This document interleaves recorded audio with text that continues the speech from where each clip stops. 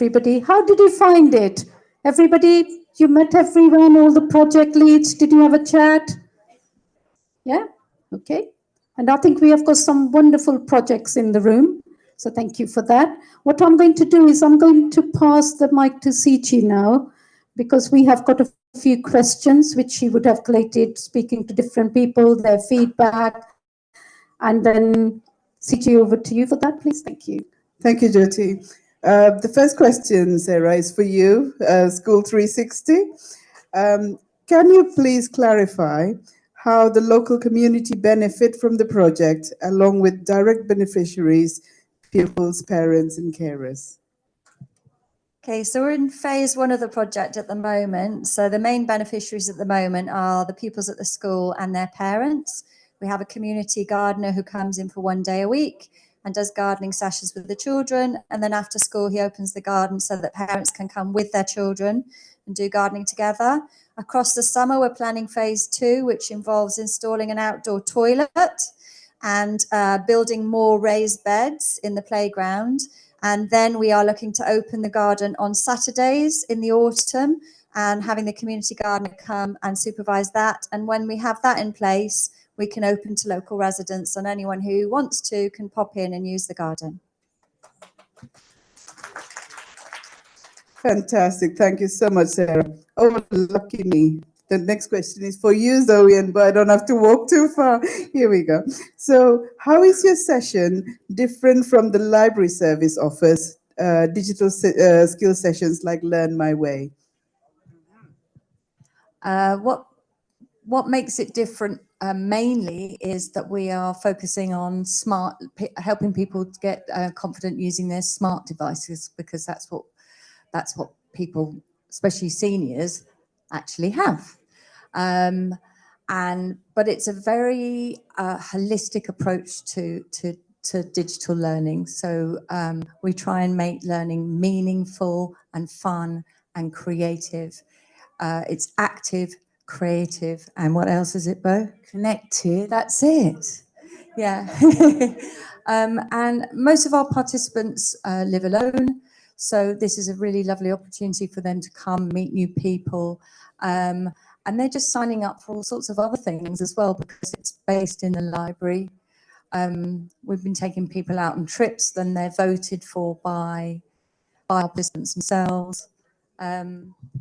I suppose the main difference is that Learn My Way is generic and it's fixed.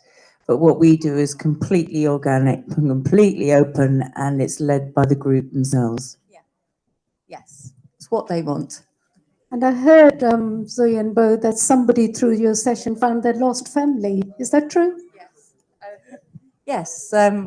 Yes. One of our members found a distant cousin from what country? Dominica. From Dominica. Yeah. They've seen each other for 20 years.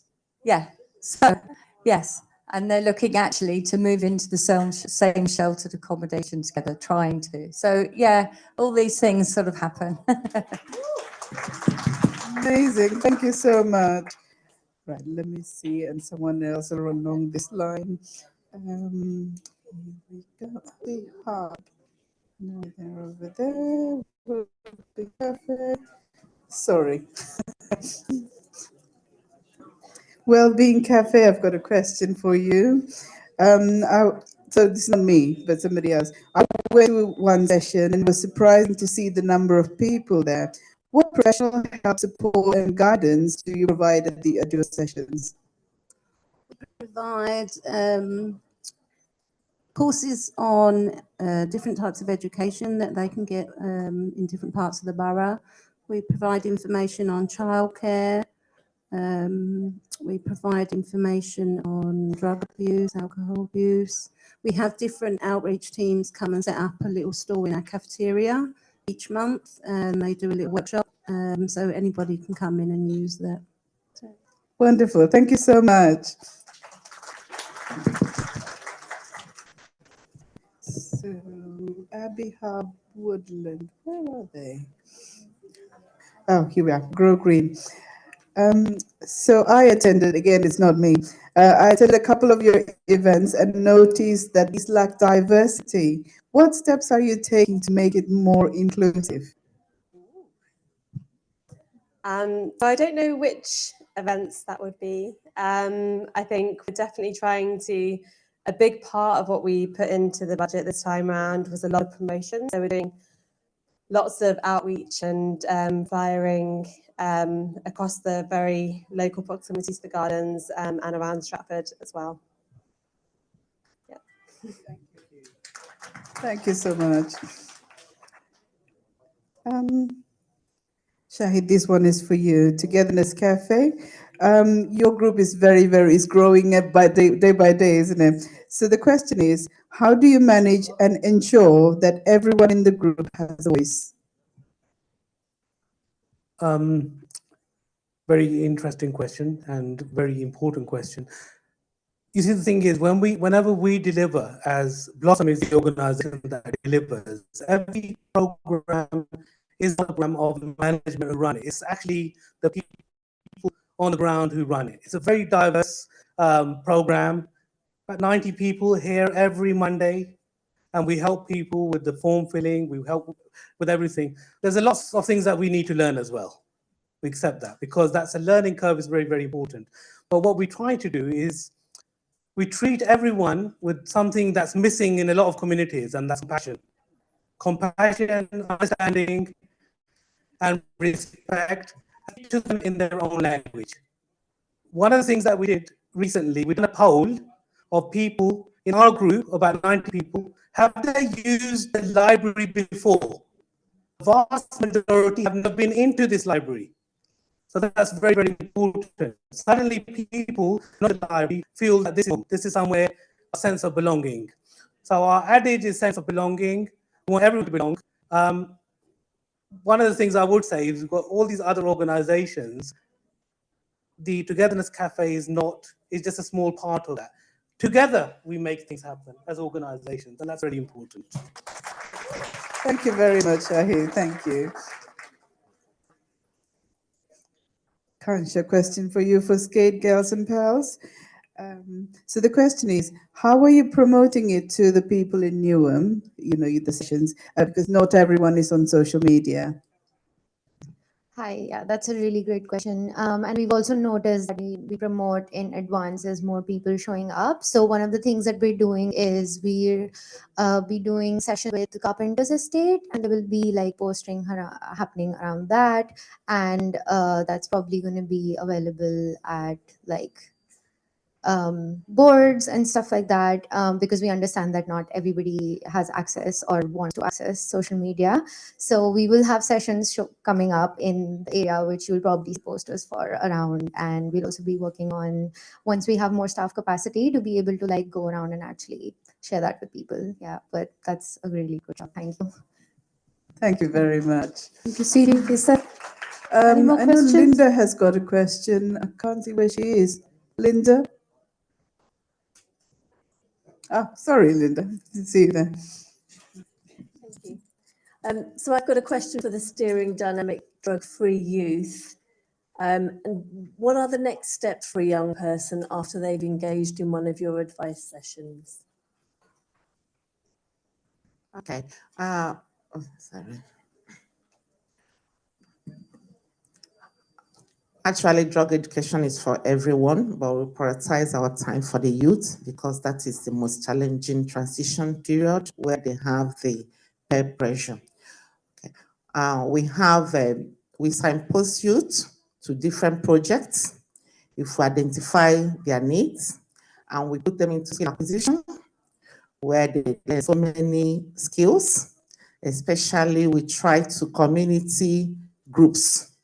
They can learn drumming, singing, keyboard, a lot of things that will make them connect to the community groups and become inclusive, not to be putting time out on unnecessary things, which is when the challenging period comes.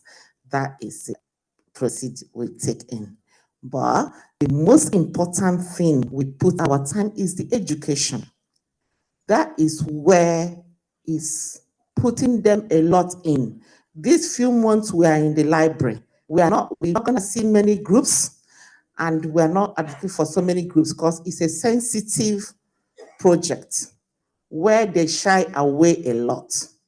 One person, we have used one person to bring back almost 7 groups in a school. And we won't even go to the point of connecting with their parents, schools, and make ourselves open. If not, they will shy away completely. But we guide them to the point that we empower them to speak out, to be firm, to say no. Some of them, the boy that led that, didn't want to join the group, but the group are coercing him, bullying him, that he cries every time, and he's always scared what to do. He's more scared by his pep groups than the drugs. But when we finish showing him what the drugs can do, and that he has to stand firm to say no, he was able to go to the teacher and speak to his friends. So there's so many can do. Thank you. Thank you very much, Ina. Just that's all the questions I have. Okay, thank you. There was a question for the shelter. How are you going to make it sustainable? That was one of the questions.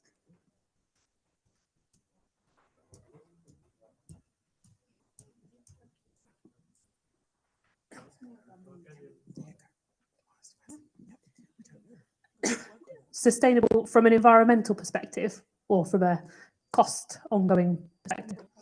Okay. It's being funded through the PPP fund, but we hope that it will stay there for as long as we need that size of shelter for. So it should last a good number of years.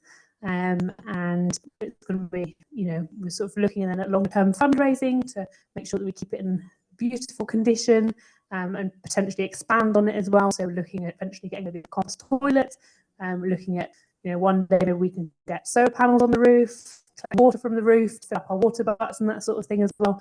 So it's so much more than just a building that will be there for, say, one winter and then we move on. It should be a real centerpiece for the garden. Thank you very much. And the group also received a lot of help from Chelsea Flower Show and Royal Horticultural Society.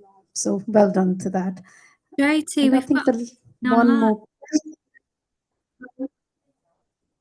Sorry, Anna? So there's a question online. I think just to. Yeah, we will just in a minute. A lot of people in the meeting have asked that are there any sessions available? Because there are people here who want to come for the free training session. Unfortunately, there aren't any places left now. They sold out like hotcakes, and they were a resounding success. They were very successful, and for the remainder of the time of the project, we're now delivering the sessions in the schools for the pupils, so that all Year 6 pupils in Stratford and West Ham will be trained.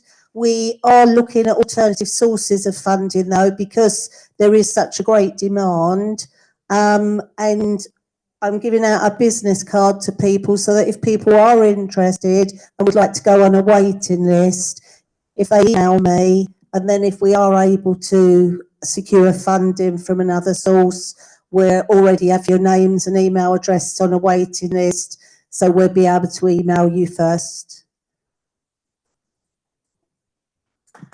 Thank you very much.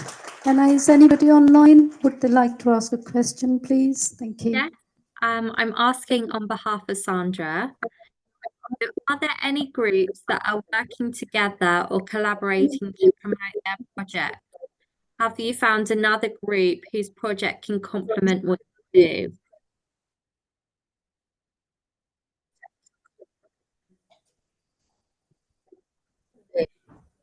Great question.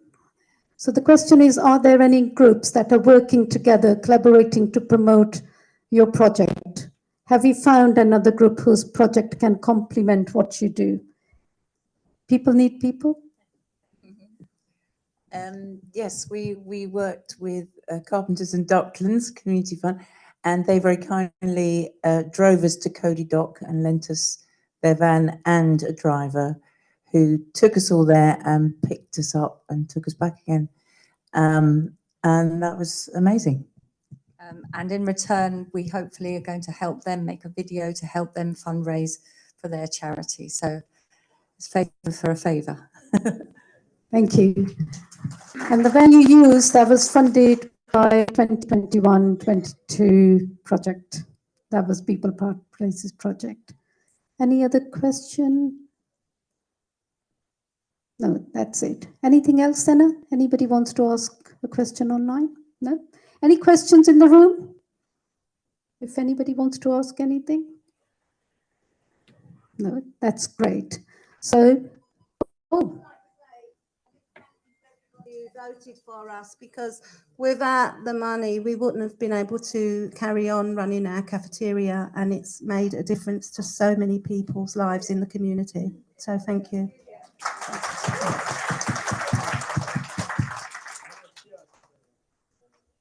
okay, we will move on.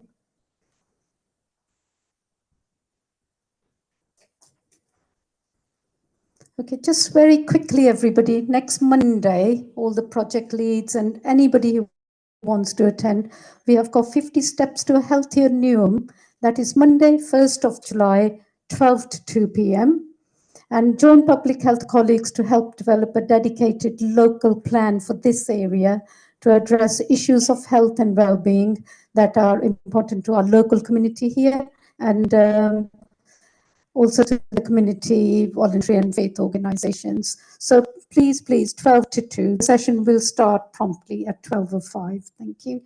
And also, our really wonderful library team, they are planning a summer festival, which is Stratford Libraries Festival. It is on the 13th of July. It is for all families. Anybody can join in. We all have got child inside us. So it's 11 a.m. to 2 p.m. So we welcome everybody, and please spread the word. The more children come, they can join the summer reading challenge as well, and they can have fun. So we have got disco that day, batch making, gardening workshop, healthy eating, arts and crafts, STEM workshop, which is always very popular, and it is being supported by a lot of our own organizations. Thank you.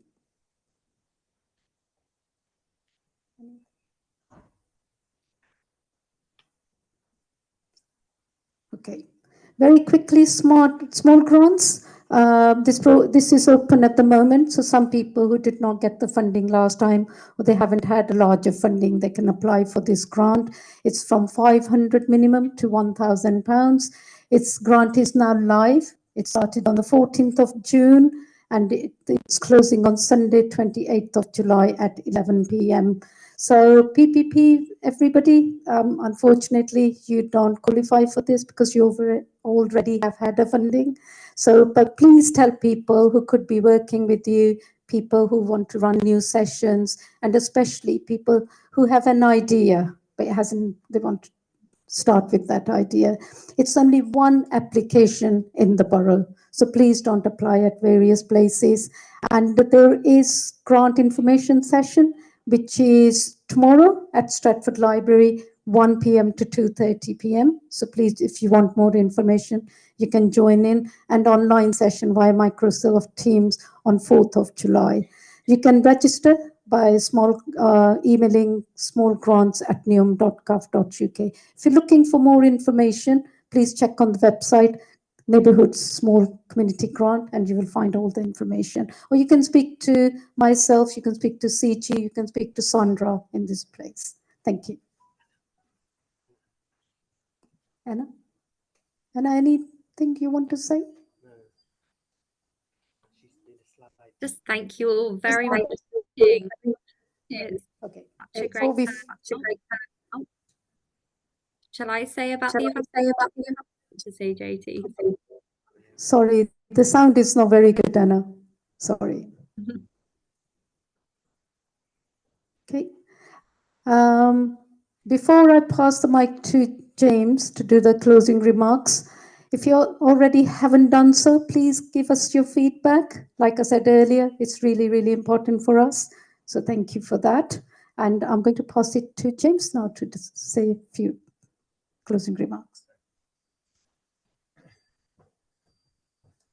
Thank you, Josie.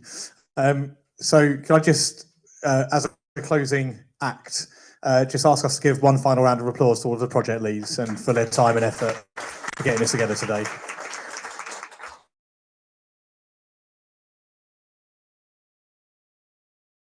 And also one more round for the resident. Yes, it's really, really mature infrastructure that we're working now. It's like the third year we're working through. It's great to hear about projects that we're going to one to support projects in 2023, 2024 now actually. But you know, that kind of momentum, that snowball of community growth, community development, that's the key, right? A sustained commitment to the programme is going to be. So just incredible to hear that, and thanks to the team for the amazing work that they do. So and thank you, Jodie. Cool. So, so a full level. So credits to everyone for staying all the way until the end. It is the England football match, imminently due to start. If you're into football, obviously, go and find the nearest pub or go home. The experience of meeting the project leads, just having those conversations about how we might connect up different projects to other projects that might exist in the borough. One gentleman, I don't think he's here anymore, he may have gone home, but he was talking about a new project idea he had for connecting vulnerable older people to a wheelchair loan service. And he showed me a photo of a wheelchair he'd taken to a gentleman in South Woodford on basically on charity. And he was asking, how do I get started? How might I, you know, set up a project like this? And great, it's a shame he's missed the small grants program. I think that'd be perfect for him. I've got his email address. But you know, these events are not only about showcasing what's happening, but making those connections between projects and getting people thinking creatively about what's the added value of bringing Abbey Woodlands together with, you know, the community garden projects, you know, at School 360, for example, or otherwise. So, you know, those connections are what made the added value of the programme really, really make a difference. And I was really pleased to see everyone mixing together and sharing that insight.